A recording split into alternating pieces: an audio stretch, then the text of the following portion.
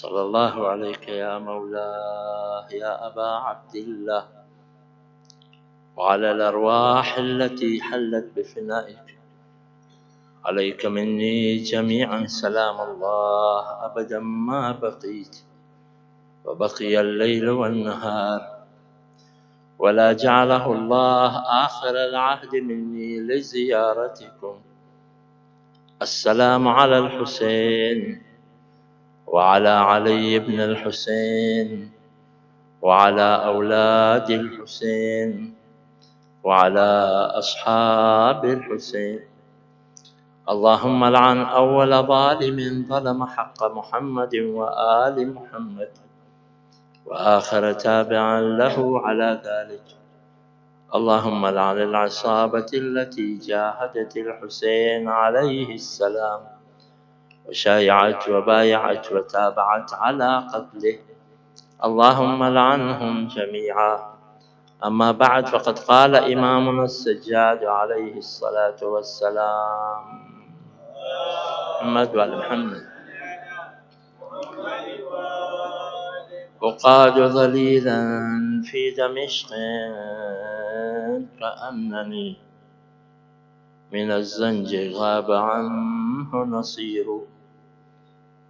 ألا لعنة الله على القوم الظالمين. صلوات. صلى على محمد وآل محمد. I extend my heartfelt condolences to Imam of our time, Hujjat ibn al-Hasan, Sahib al-Asr wal-Zaman alayhi salam. Allahumma salli ala Muhammad wa ala Muhammad.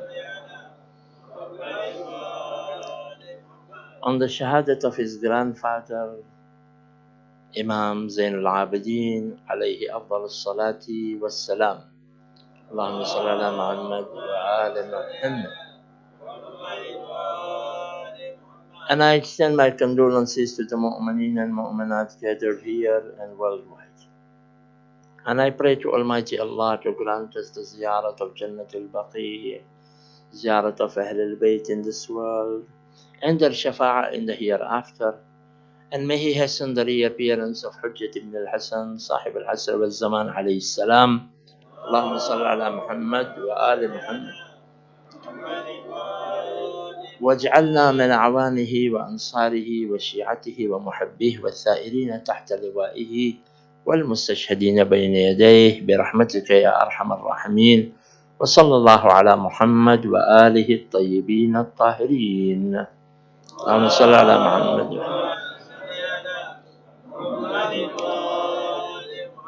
Our topic for tonight is how Almighty Allah and Ahlul Bayt arranged the security of Imam Zainul Aabideen alayhi salatu wassalam through his imama, so that the imama could continue up till Imam al-Mahdi ajjalallahu ta'ala farajahu sharif. Allahumma salli ala Muhammad wa ali Muhammad. In this day and age, if at all you ask our child how many imams, he will tell you 12. And if at all you ask him to count the names, he can give you the names of the 12 imams. Why? Because today our list is complete. Therefore, we don't have to search an imam after the 12th imam. But we will be facing a problem during Zuhur, because there will be so many false Mahdi appearing before the true Mahdi that people will lose hope, and people will not believe any claimant. The scientific technology will grow so fast that every claimant will be showing mu'jiza to the general public, and the public will be lost until the true Mahdi ajjalallahu ta'ala farajahu sharif, when he appears. Allahumma salli ala Muhammad wa ala Muhammad. It will be very difficult for us to recognize him. It's already difficult for us to recognize the truth from the falsehood. Today we have so many divisions amongst our community, don't we? And we have so many ideologies that are cropping up. And we have so many deviations. And it is so difficult to tell which one is the right one and which is the wrong. Today it is so difficult when 12 Mahdis will come before the true Mahdi. May Almighty Allah save us and our children from this test, insha'Allah. And may Almighty Allah grant us the real guidance so that we can understand and recognize the true Mahdi, insha'Allah, and follow him in his ghaiba and in his zuhur, insha'Allah. ببركة صلوات على محمد وآل محمد. اللهم صل على محمد وآل محمد. When it is so difficult for us to find out the Imam who is in ghaiba and to recognize him, when our list is complete of the Imama, then think when the Imama list was not complete in front of public and the public didn't know who was the Imam, next Imam. And that was the question that was raised immediately after the Shahadat of Imam al-Husayn. Who is the next Imam? The hadith of the Holy Prophet was known to the public. Al-a'immatu ba'di isna ashar. The Imams after me, the guides after me will be 12. أولهم أنت يا علي. The first one of whom is you, O Ali. وآخرهم المهدي. اللهم صل على محمد وآل محمد. اللهم صل على محمد وآل محمد.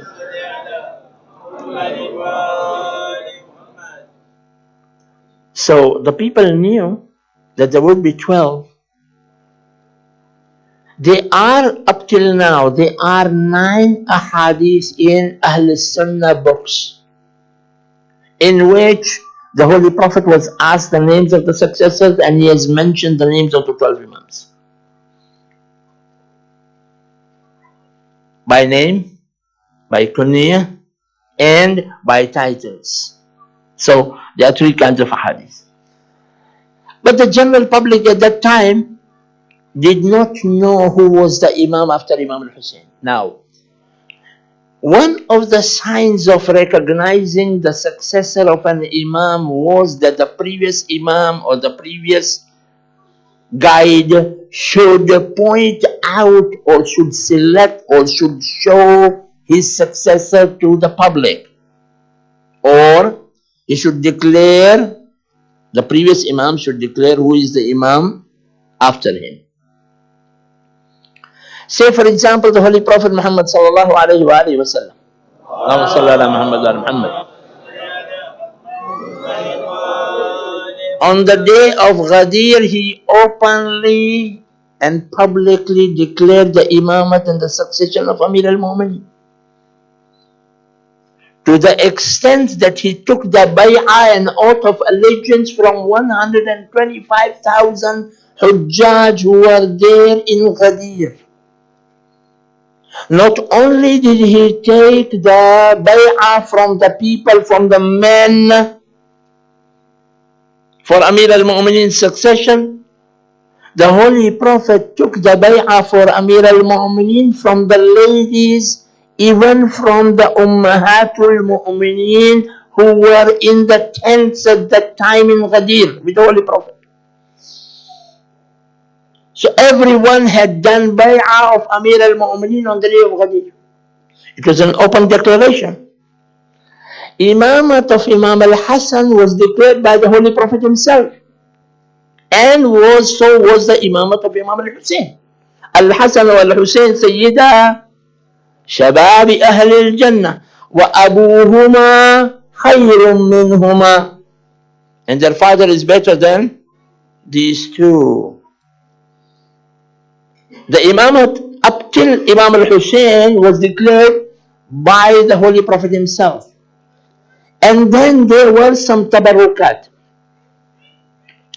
some other signs. So the first sign is that the previous Imam or the previous guide should indicate who is his successor. That's one of the criteria of finding out who is the next Imam. Number one. Number two, the second criteria is that the tabarrukat of Anbiya, the inheritance of Anbiya, is handed over to the Imam, to the next Imam. In the tabarrukat of Anbiya is the asa of Musa, the stick of Nabi Musa which turned into a snake. Tabut is Sakina, which is of Bani Israel. And the scriptures and the source of Anbiya are there. Today, all these tabarrukat are there with our Hujjat ibn al-Hasan, our 12th Imam. Allahumma salli ala Muhammad wa ali Muhammad. I will not go into further details into how many signs, and there are several signs about how to find out the Imam after the Imam. But these two signs which I would like to ponder upon, and I would like to just give you a brief. The first sign we said is that the previous Hujjah should point out, should declare his successor. And so did Amir al-Mu'mineen when he passed away, when he was leaving this world. How did Amir al-Mu'mineen appoint Imam al-Hasan? You know the riwayah which you recite, which you hear all the time during the time of Shahadat of Amir al-Mu'mineen, where Amir al-Mu'mineen was lying in the bed and he was doing wasiyah, and he gave the hands of all his children in the hands of Imam al-Hasan. You've heard this riwayah, and you always hear on the 21st of or 20th of Ramadan. What was this hand given? It was the bay'ah in the hands of Imam al-Hasan, of his entire family. Amir al-Mu'mineen, after getting the bay'ah of Imam al-Hasan, he also instructed Imam al-Hasan, O my son Hasan, the tabarrukat of Anbiya I am handing over to you. And then after you, you will hand it over to your brother Husayn. Now the entire family of Amir al-Mu'mineen is at the deathbed of Amir al-Mu'mineen. Here, the imamat of Imam al-Hasan is confirmed, and the imamat of Imam al-Husayn is confirmed. No, the imamat of Imam al-Sajjad was confirmed at the deathbed of Amir al-Mu'mineen. Imam al-Sajjad was 2 years old at the time of Shahadat of Amir al-Mu'mineen. He was brought to Amir al-Mu'mineen, and Amir al-Mu'mineen told Imam al-Husayn in front of his children, O my children, after Husayn, the Imam, your Imam is my Sajjad. Husayn's son, al-Sajjad alayhi salatu. So the imamat of Imam al-Sajjad was known from the time of Amir al-Mu'mineen. It was declared within the family, not in the public, within the family. Who was there within the family at that time? The ladies of Ahl al-Bayt, Bibi Zainul, Bibi Kulthum, all these ladies were there. Imam al-Hasan, Imam al-Husayn, Hazrat Abbas, and the brothers of Imam al-Husayn and the sons of Amir al-Mu'mineen. Also, who was present? Muhammad al-Hanafiya, the son of Amir al-Mu'mineen. He was also present. He has heard all of this from Amir al-Mu'mineen. Muhammad al-Hanafiya knew that the imama was given to Imam al-Hasan, and then after Imam al-Hasan it will be Imam al-Husayn, and after Imam al-Husayn it will be Imam Zainul Aabideen. Yes? So that was finalized there at the deathbed of Amir al-Mu'mineen. At the time of Imam al-Hasan's leaving this world, Imam al-Hasan handed over the tabarrukat to Imam al-Husayn as per the instructions. And so the tabarrukat were with Imam al-Husayn as he was the Imam of the time. Now, in the public, the imamat of Imam Zainul Aabideen alayhi salatu wasalam was not known.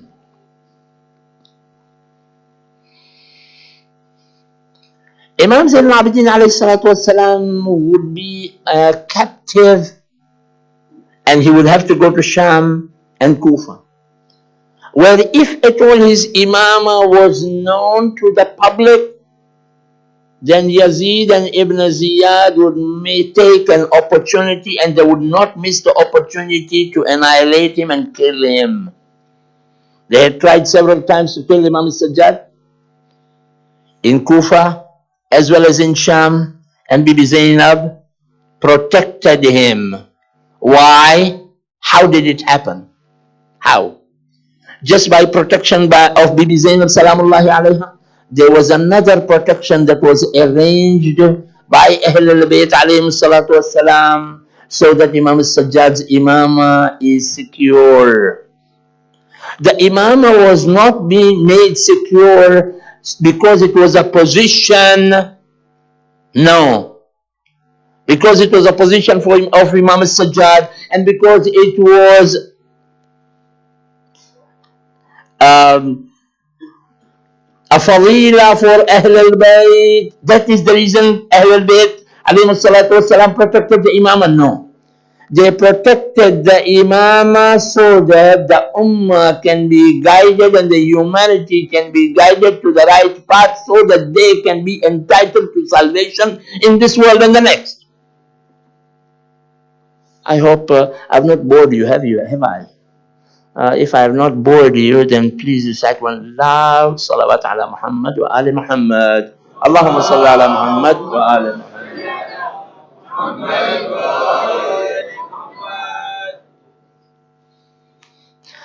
Imam al-Husayn alayhi salatu wasalam had to appoint Imam al-Sajjad in public, so that the imamat of Imam al-Sajjad is known to the public. Now, if Imam al-Husayn alayhi salatu wasalam would have done the wasiyah in the name of Imam al-Sajjad, what would happen? He would be killed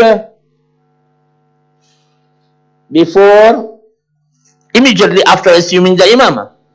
The way they wanted to kill him in Karbala also. When they found out that Imam al-Sajjad is alive, it will happen so that on the day of Ashura, Imam al-Sajjad, because of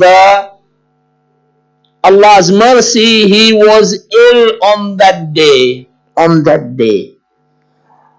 There is a misconception whenever there is, when we talk about illness, we talk about Imam al-Sajjad. Imam al-Sajjad is not a bimar imam, please. He is not an imam who is ill or who is sick. No, sorry. The word sick nowadays has been used in different methods, so I will not use that word. Imam is not a bimar imam. He was bimar only in Karbala on the day of Ashura. That also because of, if at all he would be conscious in a physical sense on the plains of Karbala, then he would have had to resort and he would have had to help the Imam of the time, Imam al-Husayn, when Imam al-Husayn was calling for help, Hal min Nasirin yansuruna. Therefore, Bidhahir, Imam was unconscious, the fourth Imam was unconscious, so that he would not hear the call for help from Imam al-Zaman of the time, who was the third Imam, Imam al-Husayn. That is the reason he was ill. That's all. If he was ill after Shahadat of Imam al-Husayn, then how did he do the sajda from Sham Ghariban until the Fajr of 11th of Muharram? Imam al-Sajjad, one sajda. From the night after Isha, he started that sajda, and his sajda completed when it was Fajr time. Imam al-Husayn alayhi salatu wasalam could not do the wasiyah in the name of Imam al-Sajjad due to this reason. So, the protection he did, Imam al-Husayn alayhi salatu wasalam, you have heard about the wasiyah of Imam al-Husayn. Imam al-Husayn had written a wasiyah in the name of his brother Muhammad al-Hanafiya. Yes? And this is very popular will of Imam al-Husayn. where Imam al-Husayn says, إني لا أترك أشرا ولا بطرا ولا ظالما ولا بل إنما خرجت لطلب الإصلاح في أمة جدي صلى الله عليه وآله وسلم وأبي أمير المؤمنين عليه السلام. That is the wasiyah of Amir al-Mu'minin. This is the wasiyah which is an open wasiyah of Imam al-Husayn alayhi salatu wasalam for his brother Muhammad al-Hanafiya. What does this wasiyah say? In this wasiyah, Imam is just mentioning the cause and the reason why he is going towards Karbala. And that's all. But the wasiyah was an indication to the public that this man is the Imam. So the public took as though that after Imam al-Husayn, who is the Imam? Muhammad al-Hanafiya. When after massacre of Karbala, when the people of Medina recognized and got the news that Imam al-Husayn has been killed, immediately because of this wasiyah, they started believing in the Imamat of Muhammad al-Hanafiya. They came to Muhammad al-Hanafiya. The situation was such that Muhammad al-Hanafiya could not say no to them.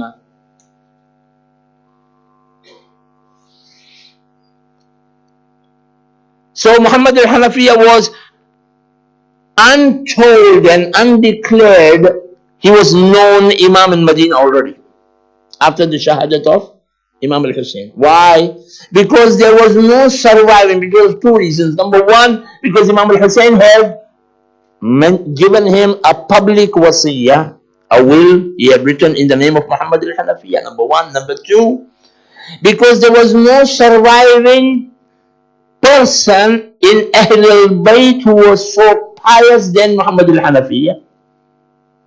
And thirdly, there was no so knowledgeable person other than Muhammad al-Hanafiya in Medina at that time. And then the public thought that, okay, how did the Imam move as regards the connection of relation? Say, for example, the guidance moved from the Holy Prophet to his brother as regards the relation, Amir al-Mu'minin. From Amir al-Mu'minin, it went to the son Imam al-Hasan. Then from Imam al-Hasan, it went to his brother again, Imam al-Husayn. The relation is brother. So they say brother, brother. So therefore here, because there is no offspring left for Imam al-Husayn, up till now in Medina, they didn't know that there is what offsprings are left in, or Imam al-Husayn has any more offsprings, male offsprings left behind. Therefore, what they did was that they said, all right, there is no male offspring. We consider the brother of Muhammad al-Hanafiya because he's knowledgeable, he's pious, he's the son of Amir al-Mu'minin, he's the brother of Imam al-Husayn, and the Imamat has been moving in brother. Therefore, Muhammad al-Hanafiya. Muhammad al-Hanafiya did not agree, nothing. Now, please recite one loud salawat ala Muhammad wa ali Muhammad.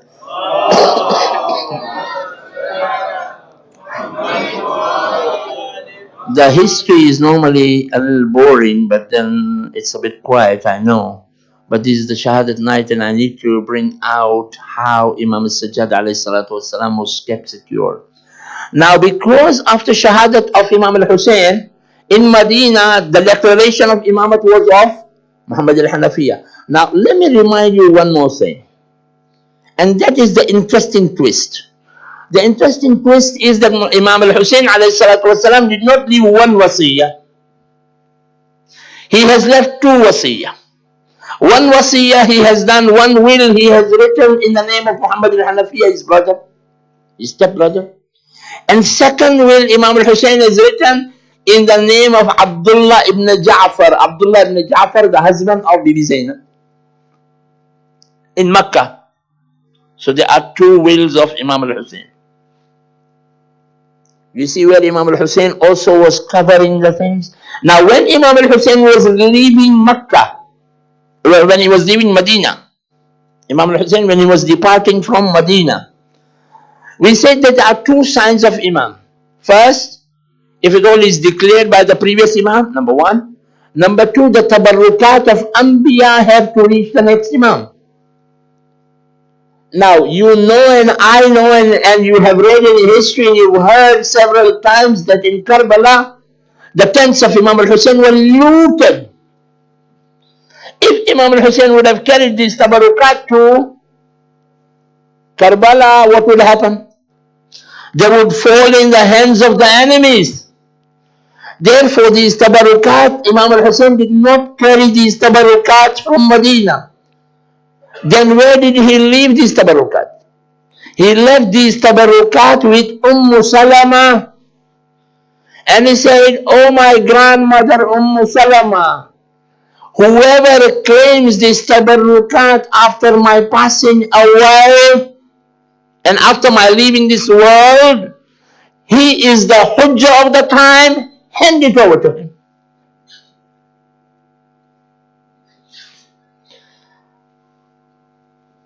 So the tabarukat were left with Bibi Salama.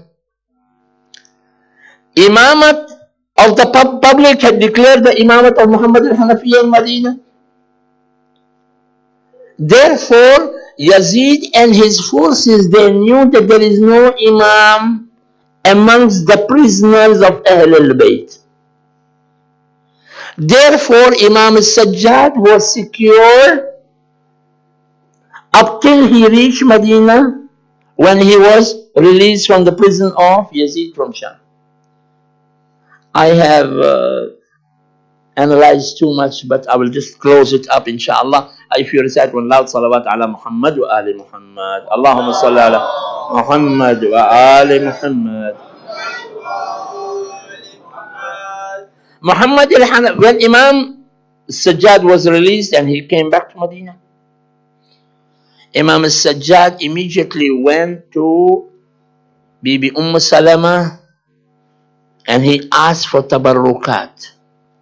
Bibi Salama said, "My son, you are the Hujjatullah for the Holy Prophet has informed me. Amir al-Mu'mineen has informed me. Imam al-Husayn has informed me. And I give you and hand over the tabarrukat to you." And the tabarrukat were handed over to Imam Sajjad. Muhammad al-Hanafiyyah, he knew that the Imam of the time was Imam al-Sajjad. But the time of declaration of Imamat of Imam al-Sajjad was not due at that time. I'm not sure whether I have mentioned in this Imam Bara about the zuhur of the fourth Imam, but I'm not going to go because my time is already over for the English side of the English section. All right. Then we have to shift to the next language, inshallah.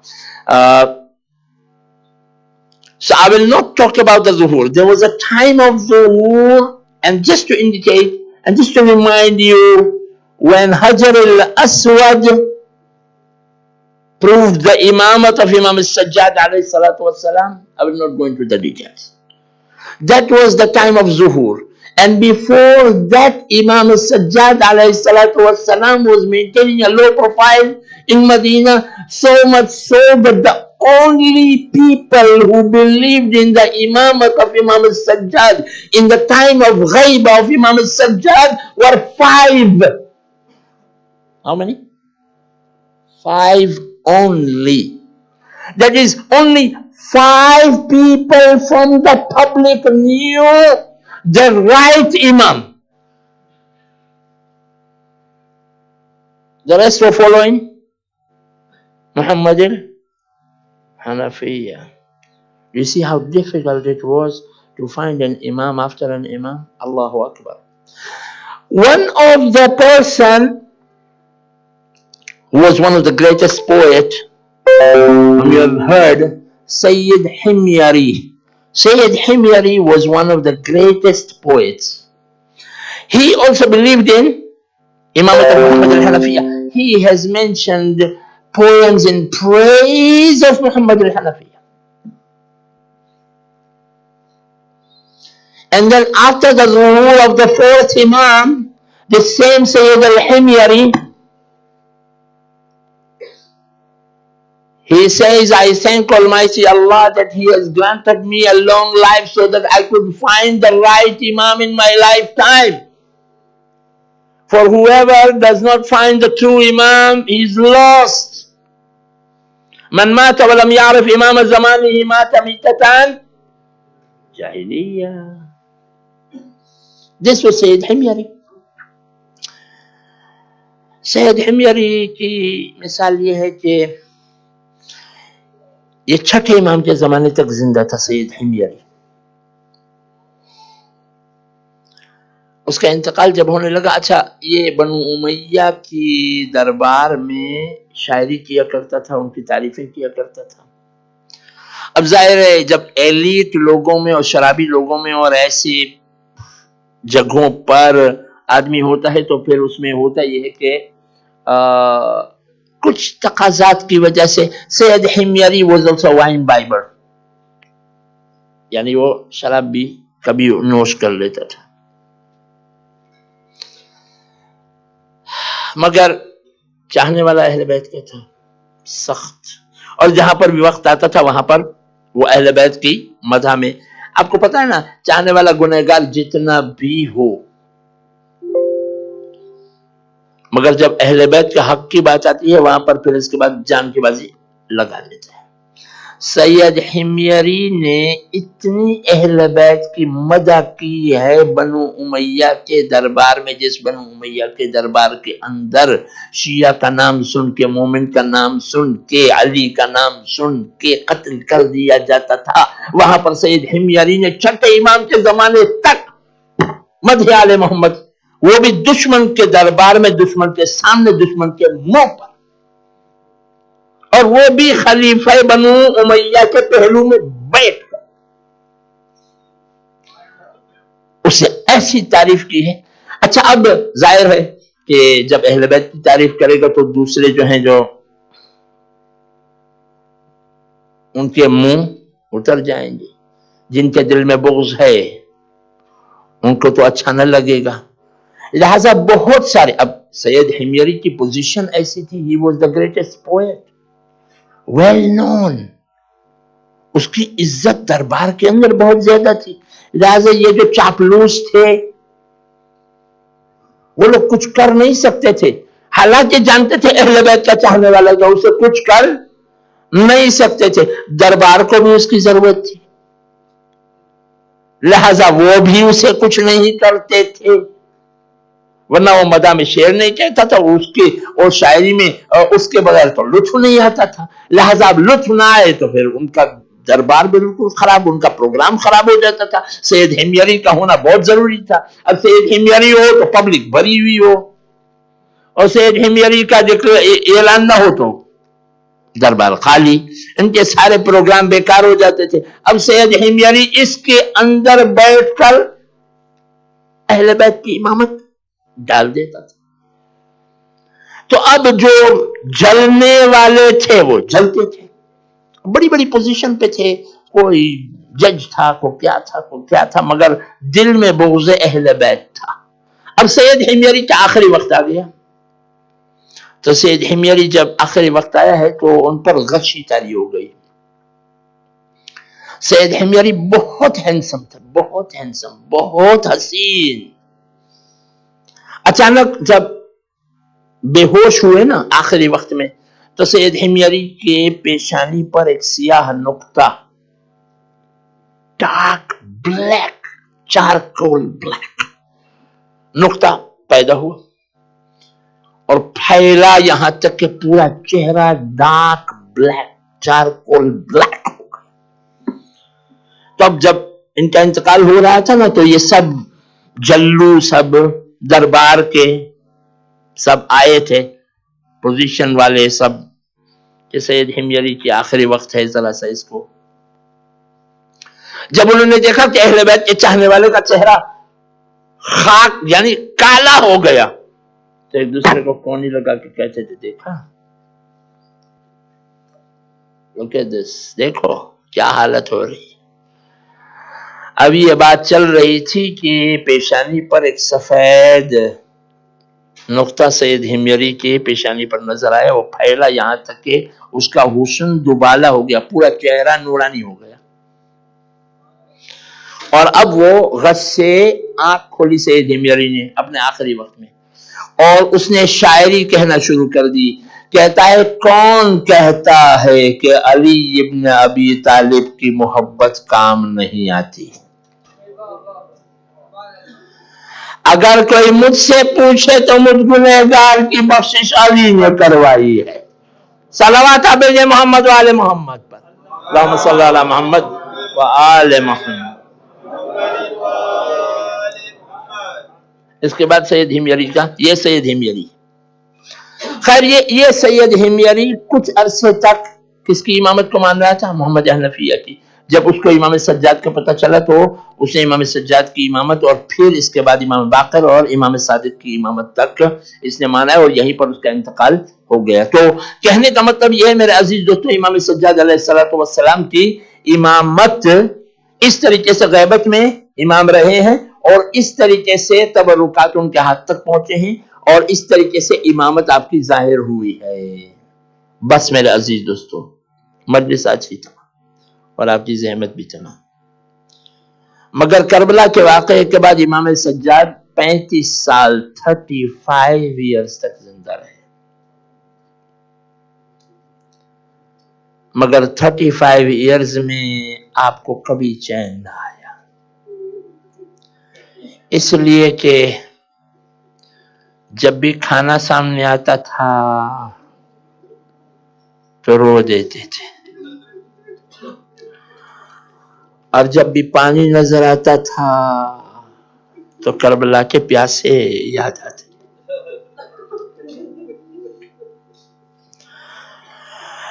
جب بھی گوشت فن ذبح ہوتا تھا تو امام روک کر کہتے تھے اے مسلمان، کیا تو نے اس گوشت فن کو پانی پلا دیا ہے؟ تو مسلمان ذبح کرنے والا کہتا تھا کہ ہم مسلمان ہیں ابن رسول اللہ، ہم اپنے گوشت فن کو پانی پلا کر ذبح کرتے ہیں. طرف کے سجاد کربلا کا رخ کر کے کہتے تھے ہائے میرا بابا، 3 دن کا بھوکا پیاسا. اجرکم اللہ جزاکم ربکم. امام حسین کی پیاس کا بہت عجیب ایک واقعے کربلا میں جس نے مجھے ہلا دیا. یہ پیاس کا مسئلہ 35 سال تک امام سجاد کیوں نہ روتے؟ آپ کو پتا ہے بی بی سکینہ سلام اللہ علیہا صرف 4 سال کی تھی یا 3 سال کی تھی کربلا میں. جب ذوالجناح عاشور کی دوپہر کو خالی آیا ہے نا تو سب بیبیاں خیمے سے نکل آئی. یہ ایکسپیکٹ کر رہی تھی کہ امام حسین واپس آئے ہیں، مگر جب امام حسین واپس نہ آئے تو بیبیاں ذوالجناح سے لپٹ گئی. کوئی پوچھ رہی تھی ہمارے آقا کو کہاں چھوڑا، کوئی کہہ رہی تھی میرے آقا کا کیا ہوا.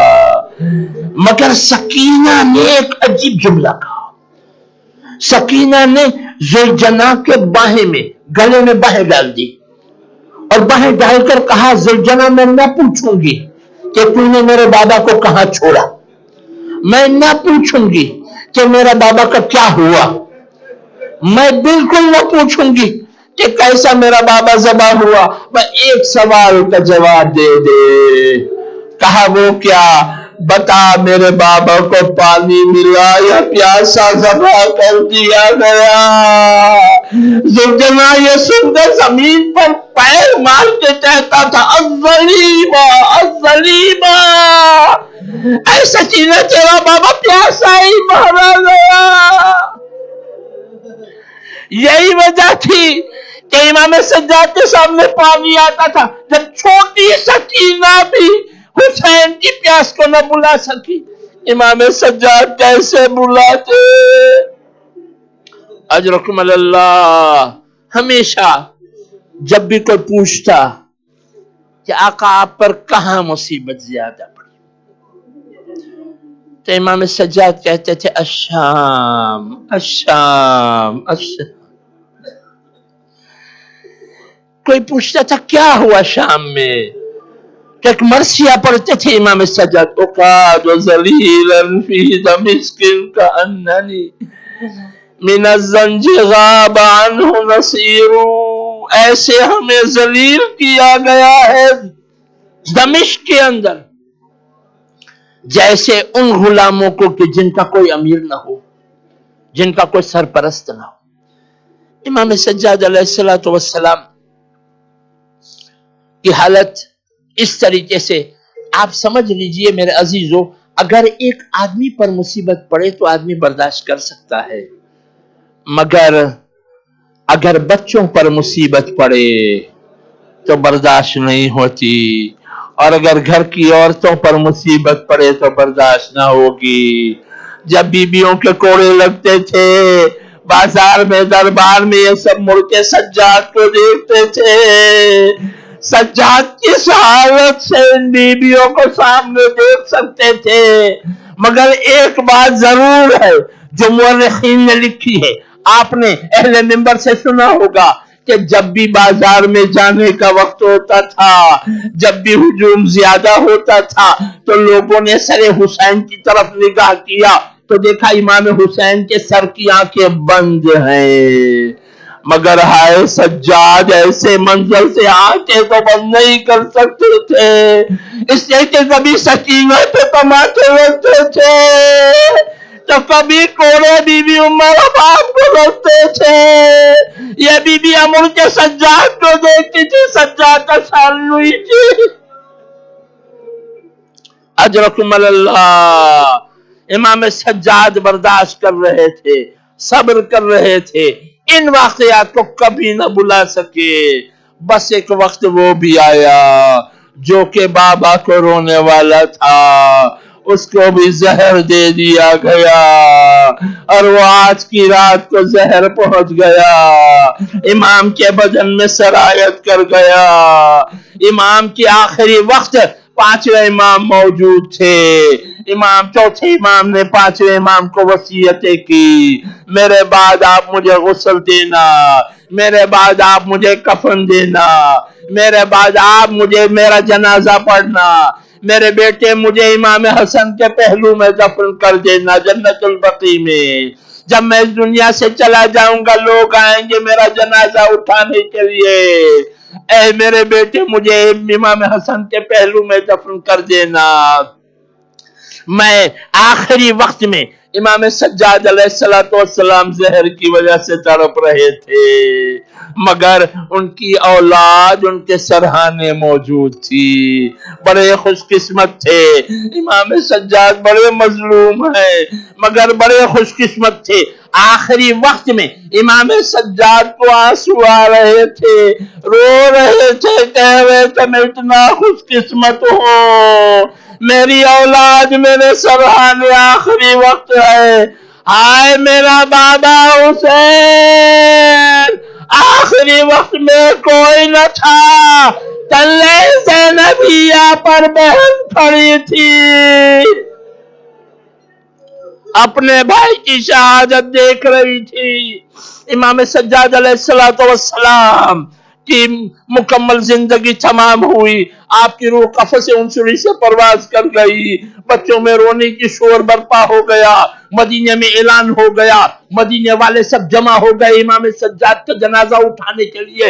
امام باقر علیہ السلام نے امام سجاد کو غسل دیا، امام سجاد کو کفن دیا، مدینے والے انتظار کرتے تھے کہ احترام سے جنازے کو دفن کرے۔ میں کہوں گا امام باقر آپ بڑے مظلوم ہیں، آپ کے بابا کا پرسہ قبول کیجئے، مگر پورا مدینہ عمر کے آیا تھا آپ کے بابے کا پرسہ دینے کے لیے، ہائے امام سجاد کی مظلومی، بابا کی شہادت پر پرسہ دینے والا کوئی نہ تھا، جو پرسہ دینے کے لیے آیا کوئی تازیانہ مار رہا تھا، کوئی خیموں میں آگ لگا رہا تھا، کوئی بیویوں کی چادریں چھین رہا تھا، استقبال کر رہے امام سجاد کا تابوت آ رہا ہے۔